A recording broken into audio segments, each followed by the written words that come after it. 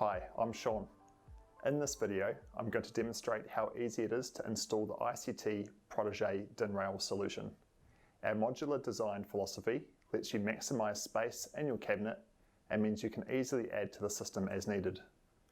Our DIN rail products are manufactured in New Zealand to fit all global rack-mounted equipment using industry standard TS35 top hat symmetrical rails.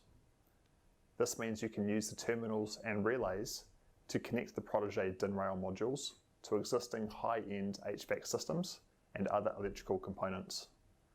At ICT, we have a dedicated security cabinet available in a range of sizes, which features a built-in tamper switch and bracket, cam lock for security, and an internal cover panel to keep your installation looking clean and tidy.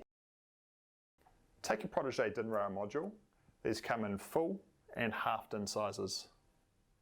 On the back we have two mounting tabs and a clip for removal of the module. To remove, you'd insert the screwdriver in the top and push up.